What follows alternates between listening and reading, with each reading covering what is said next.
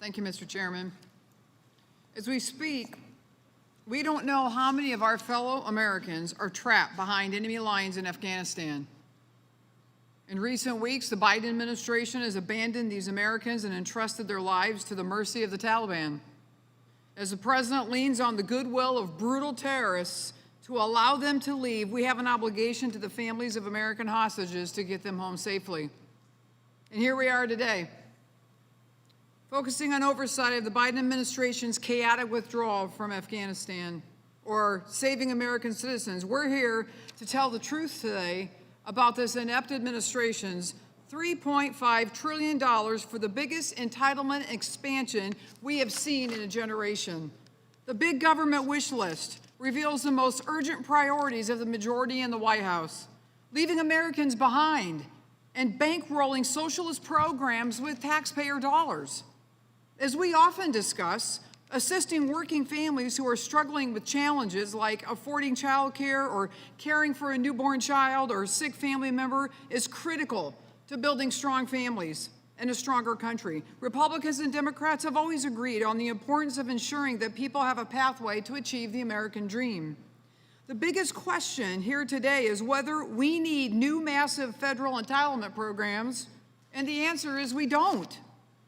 In April, Mr. Chairman, you sent a letter to the ranking member Brady outlining plans to put together a proposal to tackle the issue of paid family and medical leave and child care. Your letter said, quote, "We invite you and your members to bring forward your proposals.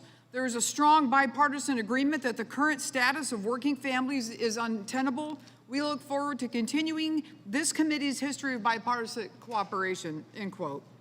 Mr. Chairman, I'd like to ask unanimous consent to submit that letter for the record. So ordered. As ranking member of the Worker and Family Support Committee, I was particularly encouraged by this outreach. In May, Ways and Means Committee, Republicans, alongside of the Education and Labor Committee, released a discussion draft called the Protecting Worker Paychecks and Family Choice Act.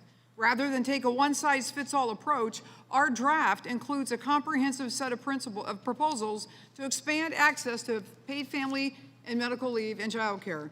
Our draft contains 15 different proposals that build on what's already working and targets resources where we know there are gaps in coverage and lack of access. To my great disappointment, these proposals were met with resounding silence from my Democratic colleagues. Instead, the majority has chosen radical left-wing politics over common-sense solutions that put the American people in control. 5 months later, we're considering the largest new entitlement program in a generation on the scale of Medicare at a cost of over $500 billion. This bill includes zero Republican input or bipartisan cooperation. Instead of doing the hard work of sitting down to discuss compromise and build consensus, Democrats are using a lazy, partisan budgetary tool that dismisses dissent and willfully ignores Republican proposals on the table. This bill is the wrong direction for working families and the wrong directions for this country.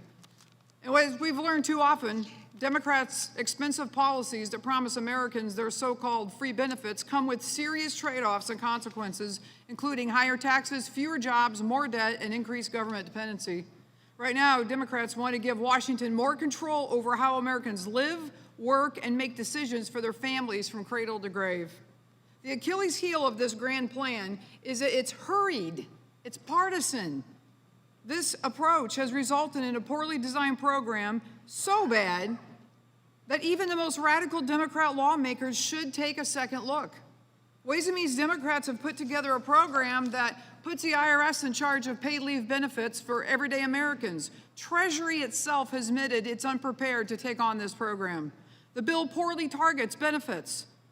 It allows two-parent households with dual earners making up to $500,000 to claim benefits up to $30,000 per year.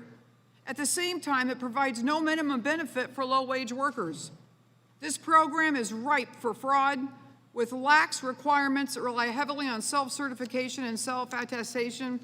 The bill fails to consider the realities of small business by allowing workers to provide merely 7 days' notice before taking leave. Employers would be left hanging and workers would be left without job protections. Finally, the bill transfers liability for pricey employer-sponsored paid leave plans to middle-class workers by subsidizing it up to 90% of the cost of what employers already are paying. Why would we ask middle-class workers to pay for Amazon's generous benefits policies? And with that, Mr.